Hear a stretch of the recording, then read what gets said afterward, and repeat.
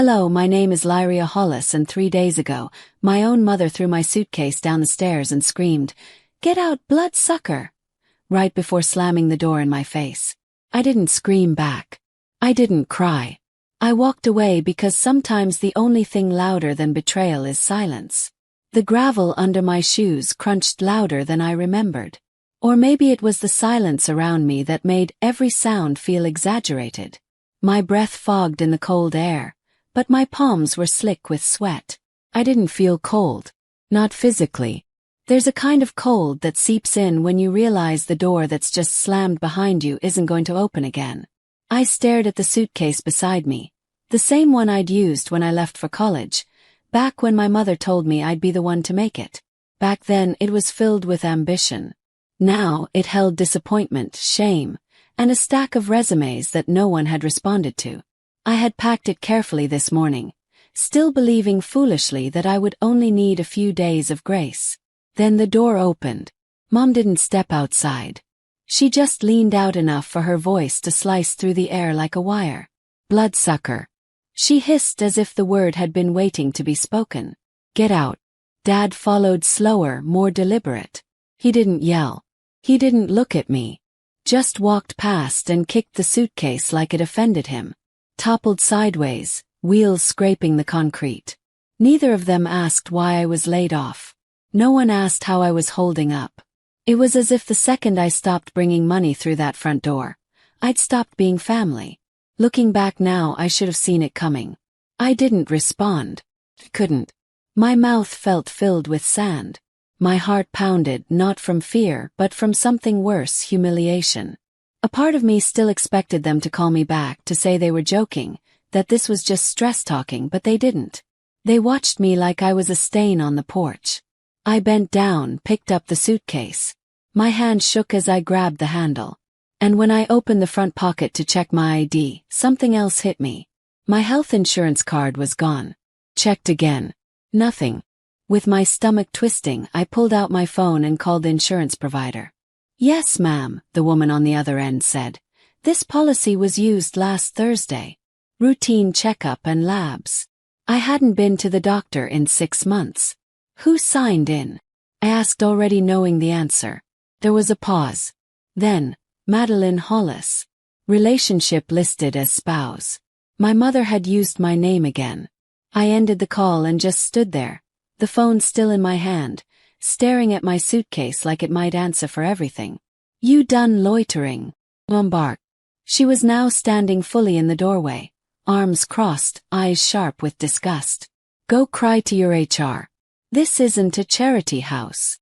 Dad, still not meeting my eyes, muttered, "You're not a kid anymore. Grow up." I didn't cry, didn't scream. My tongue stayed glued to the roof of my mouth like it knew anything I said would be used against me. I just rolled the suitcase upright again. I turned without a word, but the wheels made noise. That was the thing. Every crack in the driveway echoed. Every pebble popped under the rubber. I couldn't even leave quietly. I remembered something then. Years ago I was 12. I'd come home clutching a certificate for top grades, excited, proud. My mom was on the phone with a neighbor. I waited patiently, silently, until she hung up. I handed her the paper. She glanced at it. "Your brother made the football team today," she said, smiling. "Isn't that great?" No hug, no fridge magnet, just a nod toward someone else's accomplishment. That was the first time I realized I was invisible. This was the second. But this time I wasn't walking away feeling small. I wasn't looking for a pat on the back. I was walking away to remember who I was before they forgot me. The motel door clicked shut behind me with a heaviness that felt final. Inside, the room was dim and dry. Its corners shadowed like it had secrets of its own. The bed groaned when I dropped the suitcase beside it, like even it didn't want the weight of me. The walls were off-white, tired. So was I. I sat on the edge of the bed, stared at the muted TV. The silence was thick, but not quiet. It pulsed with things unsaid. I reached for my phone, not expecting comfort, just distraction. That's when it buzzed. Link. No message, just a title. Family Ties, Episode 42. When siblings turn toxic. I shouldn't have clicked, but I did. The voice filled the room like a wound tearing open. She never supported us. Not once. She just wanted control. Everything was about her. She was bitter, selfish, always the victim. It was my brother, my baby brother. He was calm, rehearsed. He used words like toxic, emotional manipulation, and entitlement. I'd heard those words before in therapy, in documentaries about trauma cycles, but I never thought they'd be used against me by someone I used to spoon-feed mashed bananas. The comments section scrolled by. Fast and brutal. She sounds awful. No wonder they kicked her out. What a burden to carry. I didn't cry. I just stopped breathing for a second. I stared at the screen like it had punched me in the chest. My brother, my family, strangers were building a version of me with scraps of his resentment. And no one, not even one voice, was there to say, that's not who she is. I didn't realize it then, but that moment changed everything. My mind reeled. Memory doesn't ask for permission. Just barges in. I saw myself, 24, working double shifts to help him pay for that overpriced certificate program he swore would change his life. I remembered sneaking extra money into his account after Dad called him a failure. I remembered the night he cried outside my door and I sat with him until the sun came up. None of that made the podcast. He'd rewritten the past without me in it. Erased the sacrifices and worse, replaced them with lies. That's where it all started. Put my phone down. My chest ached in a way I couldn't explain, like grief and betrayal had decided to cohabitate. I looked around the motel room, bare, forgettable, just like they wanted me to be. The knock on the door made me jump. No one should have known where I was. I didn't speak. I just walked to the door and looked through the peephole. No one there. Then the phone rang again. Caller ID. Cecily Dannon. Took me a second. Cecily, my old roommate. The one who loaned me $3,000 to help cover my brother's tuition years ago. Money I paid back in silence. Answered, voice flat. Hey Lyria, she said soft. I just listened to the podcast. My heart clenched. I braced myself for more judgment. You okay? She asked. I didn't know how to answer that. You never asked me to repay you, she continued. But I still have the receipts just in case you ever need them. Something in me broke. Not from pain but from relief. Someone remembered. Someone had proof. I didn't say much, just thanked her and hung up. I sat back on the bed, opened my laptop. The screen lit up and so did the past. Folder, finances, family. Click. There they were. PDFs of transfers, screenshots of emails begging for payment extensions, text threads of promises that were never fulfilled. It was all there. The invisible years I spent holding everything together while being told I was too much. Looking back now, I should have seen it coming. I scrolled through them one by one, not crying, just documenting like an archivist of pain.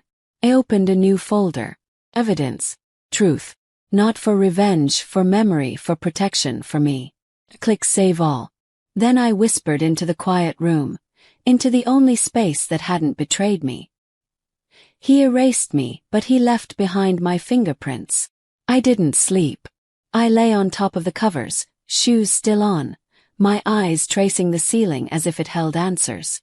My laptop sat open beside me, casting a dull glow across the room like a nightlight for the emotionally wounded. Every time I closed my eyes, his voice played again. My brother's voice. Smooth, confident, weaponized. He'd erased me out loud. But I was about to find out they'd already done it silently. By sunrise, I found myself opening the website of our family business. Hollis and Company. The name hadn't changed, but everything else had. On the homepage, a glossy banner photo beamed across the screen. My father, my mother, my brother. Smiling, posed as if nothing had ever cracked beneath them. The caption read, "A proud legacy built by our only son." I stared at those words until they stopped making sense. Our only son. I wasn't a footnote. I wasn't a partner. I wasn't even a memory. There was no team page for me. Not a single trace. Not in the Our Story section, not in the timeline, not even in the early photos I knew I had taken with my own damn camera. Every picture I remembered had been cropped, replaced, revised. It was like looking into a parallel universe where I never existed. I didn't realize it then, but that moment changed everything. I shut the laptop, opened the suitcase. Beneath the shirts and paper-stiff jeans was a worn photo album. One of the last things I packed before I left. The leather cover had cracked over time. I hadn't touched it in years, but I kept it quietly like a backup drive for my soul. I flipped through the pages. There I was beside Dad, helping him carry lumber into the garage. There I was again, next to Mom in front of the first Hollis and Company storefront. I had built the website. I'd registered the domain. I'd created the logo on an old laptop at 2 o'clock in the morning after my shift at the diner. They used to call me the backbone. Now I was a ghost. I pressed my fingertips to the photo. In the digital world I was gone. But in ink and paper I still existed. Someone had to remember. That's where it all started. Back in 2014, it was me who applied for the business tax ID. Me who filed the paperwork. Me who drove 3 hours to meet our first supplier because no one else could afford the gas. At the time I told myself, it's family. Credit doesn't matter. But it does. It matters when the absence of it is used to destroy you. I opened my email archive, typed in Hollis and Company and hit search. Hundreds of results flooded in. Contracts, product pitches, legal filings. Every single one signed off with my name. Hollis. Proof that I wasn't just present. I was pivotal. I scrolled slowly, breathing heavier. I hadn't expected the rage to come like this. Quiet, controlled.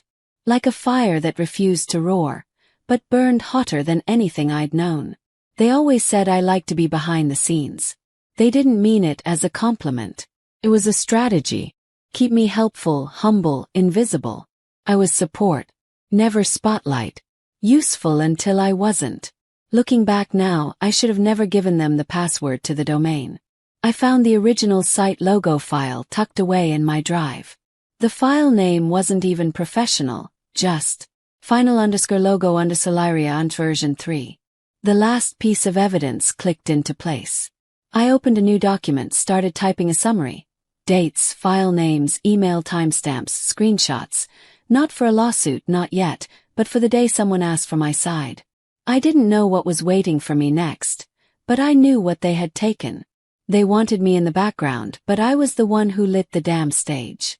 And I wasn't done unearthing the things they buried with my silence. The knock came just as I finished sorting the last folder into my drive. 3 sharp raps against the thin metal door. Not hesitant, not frantic. Just entitled enough to sound familiar. Froze. Not out of fear, but because part of me already knew. I walked to the door. My steps felt heavier than they should have. I looked through the peephole. My mother was standing there, hair plastered to her temples, makeup running in streaks like it was trying to escape her face. Beside her, my father, soaked through, collar limp, hands buried in the pockets of a jacket I bought him last Christmas. Rain pooled in the collar of my shirt. I hadn't realized I'd opened the door. They look smaller somehow. "Can we come in?" she asked. Her voice didn't crack. Twisted. I didn't move. The door stayed half open. The rain kept falling. Dad stepped forward. Eyes still fixed somewhere near his feet. "It's about family. We can fix this." The echo of Bloodsucker wasn't just in my ears. It was etched into the walls of my memory. Every syllable still raw. I didn't answer. I just stepped aside. Not out of forgiveness. Out of curiosity. They shuffled in like people visiting a hospital room they had once owned. Mom looked around, eyes catching on the cracked lamp, the water stain in the corner of the ceiling. She didn't comment. She didn't have to. I didn't offer coffee. I didn't ask them to sit, but they did anyway on the edge of the bed like guests in a stranger's grief. "We've been talking," Mom began, smoothing her skirt as if the wrinkles mattered. "There are some legal things, just paperwork, formalities." My father nodded like an extra in a play he hadn't read. "There's this inheritance issue," she added. Your grandfather's land. Title, it's under your name. Some clause. It's confusing. The words didn't matter. Tone did. It was the tone people use when they want something but are pretending they don't. My phone buzzed. Picked it up. Screen still lit from the document I had been reading earlier. A message from my brother.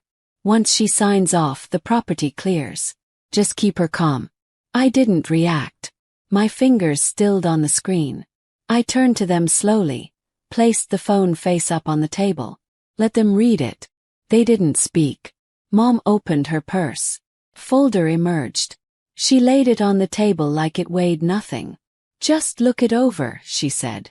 It's all standard. Opened it. Partial deed, transfer, waiver of claim.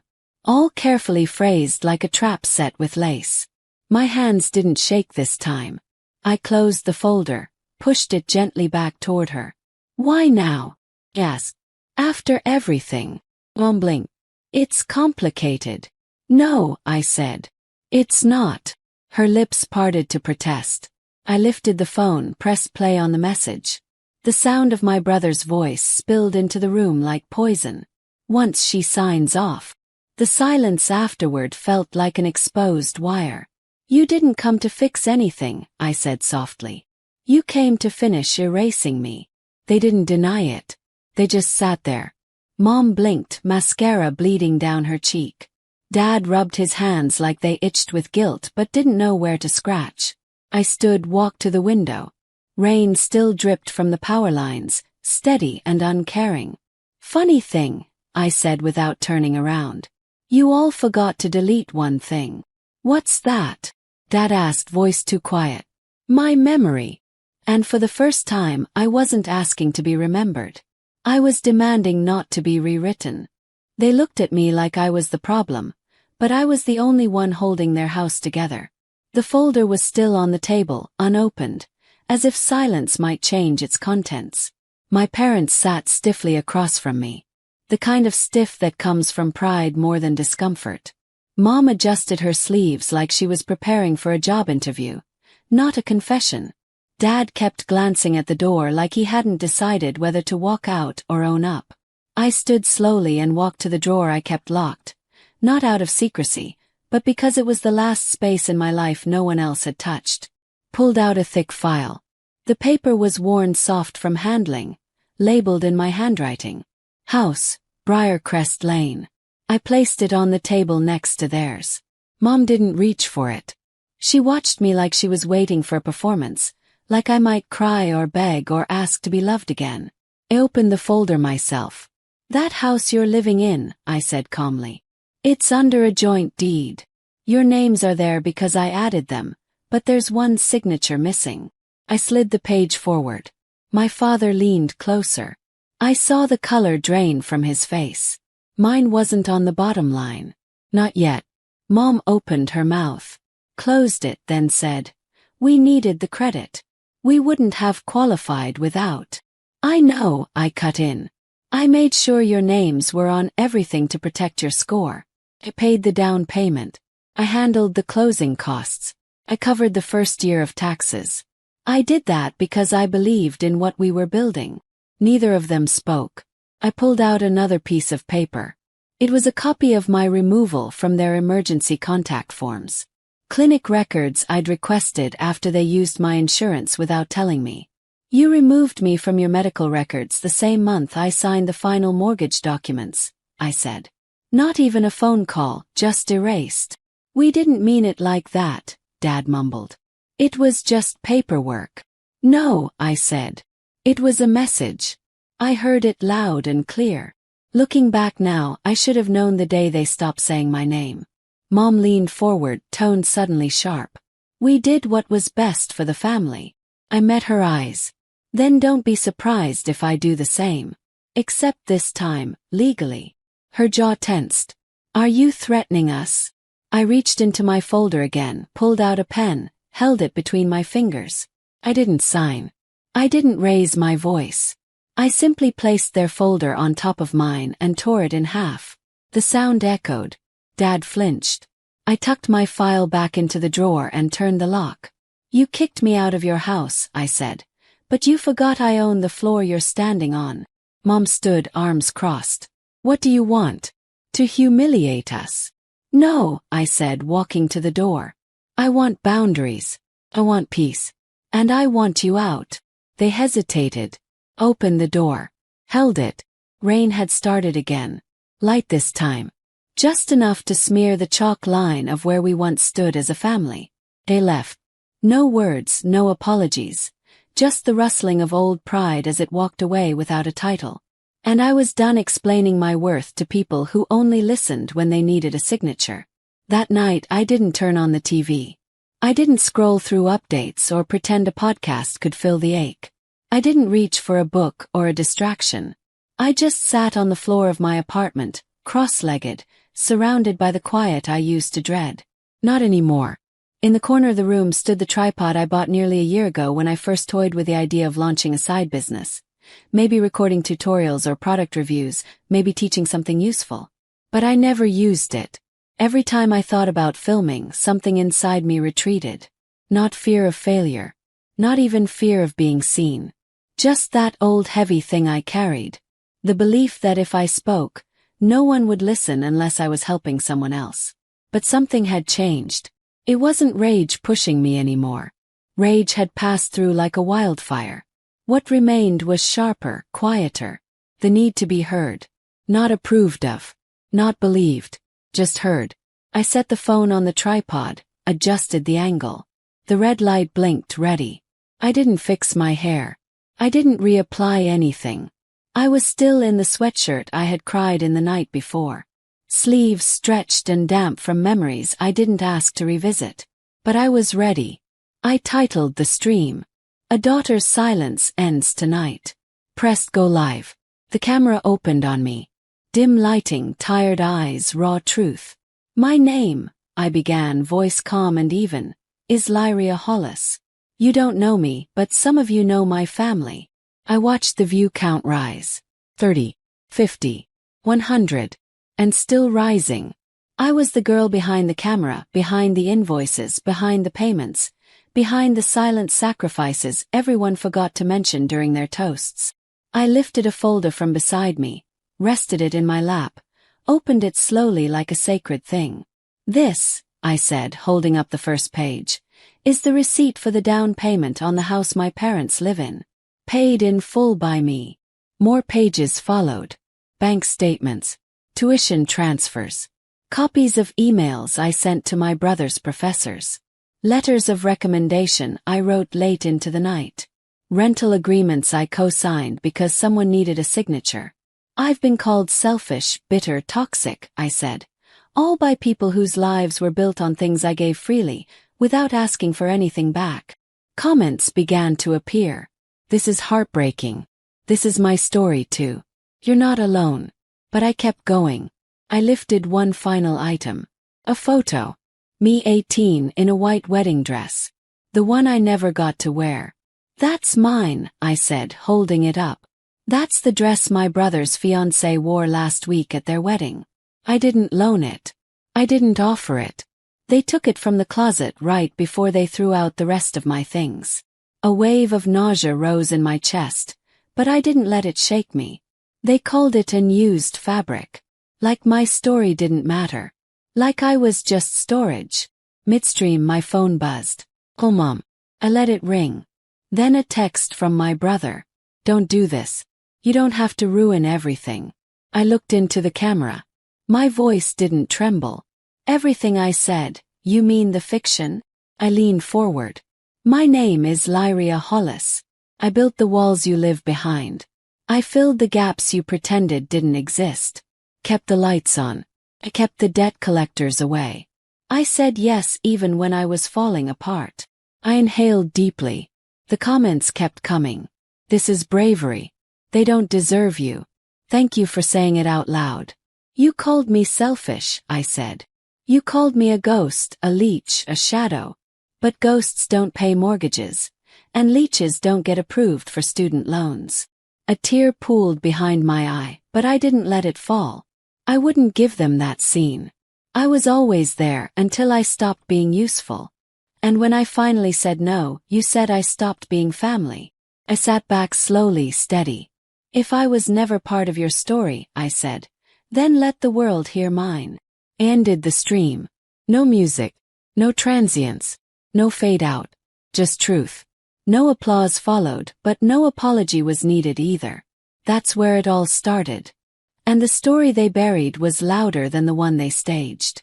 By morning, my phone was melting with notifications. Buzz after buzz, screen lighting up like a slot machine. DMs, missed calls, tags. I didn't check them all. I didn't need to.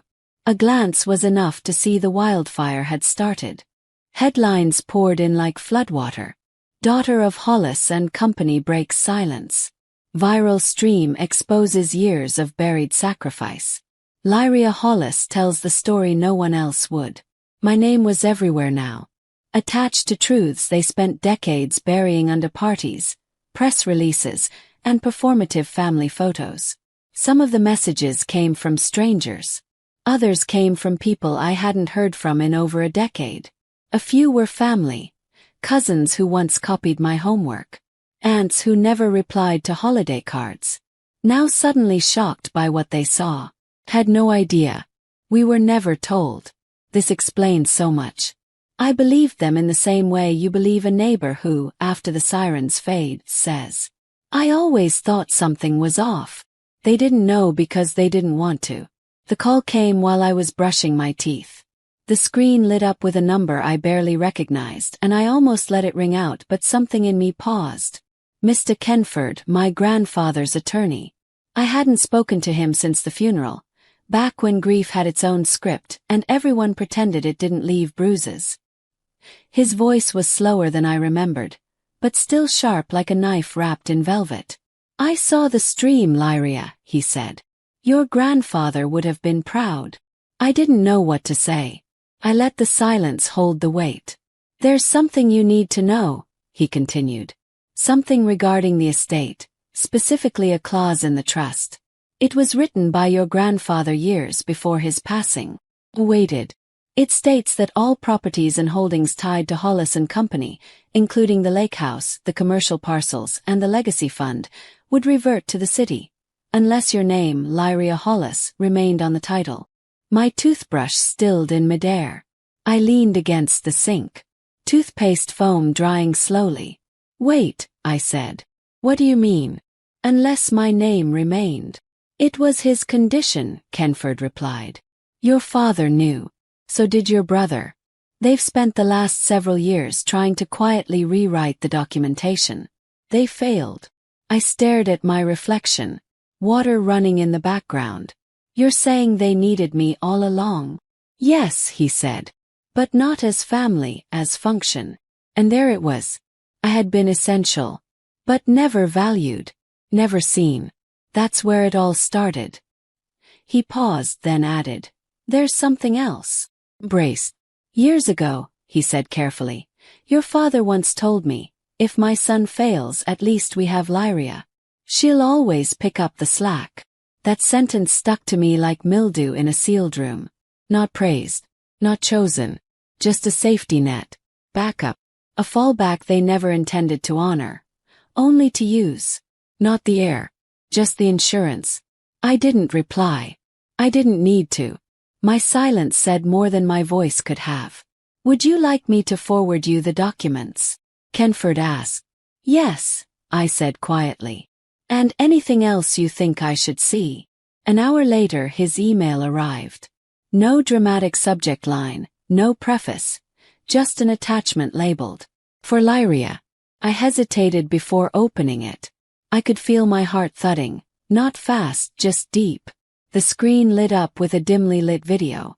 My grandfather sitting in his old armchair, the one with the frayed armrest and the worn leather cushion.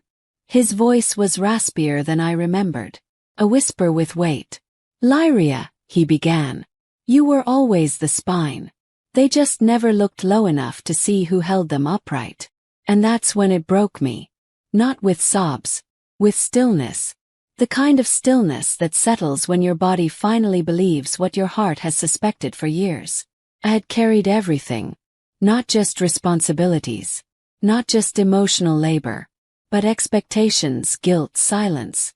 Generations of blind inheritance layered over my name like sediment. And now finally, here was one voice. The one voice I didn't realize I still needed, telling me the truth. I watched the video again. Then again. It wasn't just a man's final words. It was an apology I never asked for but always deserved. That's where the truth lived. Not in the statements they made in boardrooms. Not in the family newsletters. But in the quiet corners they never thought I'd check. I called Kenford back. Keep my name on everything, I said. But from now on, every brick that bears it will tell the truth. He was silent for a breath, then understood. I closed the laptop slowly, like sealing something sacred. And then I whispered to myself, not as a vow, not even as defiance, but as a realization. I wasn't the backup plan. I was the foundation. And they built their lies over me. Now I'm rebuilding. Not with revenge. With record. Not with noise. With legacy. And when the walls began to crumble, they finally looked down and saw whose name was carved beneath the cornerstone. By noon, my cousin sent me a screenshot of the latest family reunion post. It was the same familiar scene. Everyone standing on the deck of my uncle's lake house wearing color-coordinated polos and that practiced look of artificial warmth. I counted faces automatically. I knew where I had once stood, right between my brother and Jenna Brackford, smiling like I belonged. But this time that space held nothing but a gray silhouette with one word beneath it. Unavailable. I didn't feel anger. Felt precision. Erased neatly, publicly. There was no mistake, no misunderstanding. It was surgical, chosen. I had not opted out. I had not declined the invitation. They simply decided I was easier to delete than to reckon with. That's when the emails from clients started, one after another. Is this true? We're trying to understand what's going on. We didn't realize you were no longer part of the company. The company's Instagram, the one I co-built from the ground up, had turned into a battleground overnight. Comments piling up. Old posts quietly archived. Recent photos missing their captions. Someone had tried to backpedal without covering their tracks. And then there were the clips. My live stream. My voice. My documents. I hadn't planned to go viral. I wasn't chasing clicks. But truth, once released, doesn't check with PR departments or family group chats. Just runs. I didn't know it yet, but that moment was a fault line. My phone rang again. My brother. I didn't answer, but the voicemail preview lit up on the screen. You've said enough. Let's fix the image. We'll give you a public thanks. We'll restore your name. As if my name had been broken. As if it belonged to them to fix. Called him back. He picked up too fast, like he'd been rehearsing. We can do a post together, he began. Something clean, neutral, just. My name never needed fixing, I said. Yours does. Silence, then a breath sharp, like I'd hit him across the face. I didn't wait for a reply. Hung up. That's where it all started. Later that day, I received an email from a network producer. A national morning show. In-studio interview. Prime time. We think your story could help others. I read it twice, then again, then stared at it for 2 hours. It wasn't the offer that unsettled me. It was the idea of being packaged as content. So I replied, thank you. But I'm not here to be your primetime trauma. Instead, I opened my laptop. Bought a domain. hollistruth.com. I uploaded everything. The documents, the emails, the timestamps, the photos, the PDF scans, the ledger breakdowns. Not to prove anything. Not to beg for sympathy. But to preserve it. A living archive. No hashtags. No black and white headshot. Just fact after fact lined up in plain HTML. I built it with the same care I once gave the business we started together. Only this time I built it for clarity, not approval. That's all I had ever wanted. I titled each page with dates. I linked every file with a source. I let the document speak. No commentary. No emotional overlays. Some truths don't need storytelling. They just need to exist. Looking back now, I wish I had done it years earlier. But I wasn't the same Lyria back then. And I didn't know what was waiting for me next. What I did know. I had stopped asking for a seat at a table that had always required my silence as currency. Instead, I filled out the estate paperwork. Form after form, each one a quiet act of justice. No press. No drama. Just clean, notarized documentation. No confrontation. No lawsuit. Just law. When the clerk at the title office asked how I wanted to be listed, I didn't hesitate. Lyria Solis Hollis, I said. Put it in full. She looked up. You want your full middle name on file? Yes, I said. Every letter. Because every letter mattered. Every inch of my identity was earned, not inherited. I didn't need a spotlight. I needed a mirror that didn't distort me. And if that meant being unavailable in a photo designed to lie, so be it. They removed me from their image. So I made my own. And in that final reflection, I no longer saw what they tried to erase. I saw what I had finally become. The envelope was plain, off-white, the edges slightly worn as if it had been handled too many times before finally reaching me. There was no return address, just my name, Lyria Hollis, written in a wavering hand that felt both familiar and distant.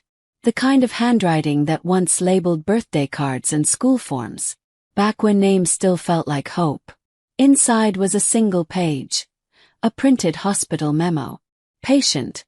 Madeline Hollis. Condition terminal. Requested contact. Lyria Hollis. No other details. No apology. No context. Just the fact of her dying. I didn't cry. I didn't gasp or crumble or feel the need to. I simply stared at the paper for a moment, long enough to read it, then longer still to understand that I had nothing left to carry for her. I folded it in half and then again and again, until it was small enough to disappear inside my palm, like all the other moments I'd been expected to absorb in silence. Outside, the lake was still. Wind brushed across the dock like a soft question. A pair of ducks drifted along the surface, entirely unaware of what I was holding. They didn't care. They didn't know. Life for them simply moved forward. Always forward. I watched them until the paper in my hand stopped feeling sharp. Looking back now, I think part of me had expected the letter. Maybe not the format or the timing, but the moment itself, the inevitability of it. After all, everything she avoided saying had always found a way to arrive eventually. Sideways, veiled, and signed. I made tea, the same chamomile blend I bought from the small shop in town, the one where the woman behind the counter always complimented my earrings and asked how my garden was doing. Carried the mug out to the porch. The one I bought with my name on every form and deed. Not hers. Not theirs. It was a quiet afternoon, a Saturday, I think. One of those slow-moving days that used to ache with absence when I filled the silence with overthinking. Back then, Saturdays felt like proof that something was missing. But now the silence didn't ache. Exhaled. Now the stillness felt full. That's when it came back to me. Her voice, like it always did when her name re-entered my life uninvited. I was 19, home for spring break. I had just accepted a leadership scholarship. It was a moment I'd been proud of, briefly. She cornered me in the kitchen, voice low, cutting. "You'll die alone," she said, "if you don't stop acting like you're better than the rest of us." I didn't cry then either. I just nodded like I always did. I had learned early that silence was safer than contradiction. But sitting here now, tea in hand, porch bathed in golden light, the lake reflecting everything I had reclaimed, I finally knew she was wrong. I hadn't died alone. I had lived alone. And for the first time I was truly alive. On my own terms. In my own space. In a life I didn't have to shrink myself to fit into. That's where it all started. I walked inside and pulled out a sheet of paper. No laptop, no voice note, no blinking cursor waiting for perfection. Just ink and truth. I wrote a single sentence. I once lived there, but no one ever saw me. That was enough. No return address. No signature. Only closure. I folded the page neatly and placed it in a fresh envelope. Then I slid it into the stack of outgoing mail. not because I wanted it delivered, but because I wanted it gone. The children next door ran across the grass just then, laughter spilling like sunlight into my yard. I watched them chase one another barefoot, joy flickering across their faces, unbothered by the weight of inheritance or apology. And it reminded me of something I hadn't felt in a long time. What it was like to run not away from something, but toward something mine. I didn't know what was waiting for me next. But for once, I didn't need to. Inside, above the mantel, hung a single photo. A black and white print I had framed last fall. Me alone, smiling, hair wild in the wind, boots muddy, shoulders relaxed. No one else in the frame. No forced smiles or matching colors. No hands guiding mine. It wasn't a selfie. It wasn't posed. It was taken by a stranger on a hiking trail who had said, "You look like you belong to this place." It was the first photo I'd printed in over 10 years. Just me. In real. Later that evening, I opened the inbox tied to my website. No family corrections. Only stories. Women from all over writing to say they had saved the stream, that it helped them leave, that it gave them words when their mouths couldn't move, that someone had finally said the thing they were never allowed to say. You gave me language. You gave me permission. You gave me peace. And that's all I had ever wanted, for any of us. For someone to feel less alone inside their silence. Looking back now, I realize it had never been about getting her apology. I was never waiting for that. I was waiting to no longer need it. Sometimes closure doesn't come dressed in forgiveness. Sometimes it doesn't come wrapped in tears or phone calls or perfect endings. Sometimes closure is quiet. It's a porch, cup of tea, a paper folded small. It's deciding to walk forward. Not because you've healed completely, but because you've stopped waiting to be acknowledged by people who chose not to look. Have you ever stopped waiting for someone to say sorry? And started building peace without them? Tell me in the comments. I'm listening. And if this story found you in a quiet place, subscribe for more truths that don't beg to be believed, just heard.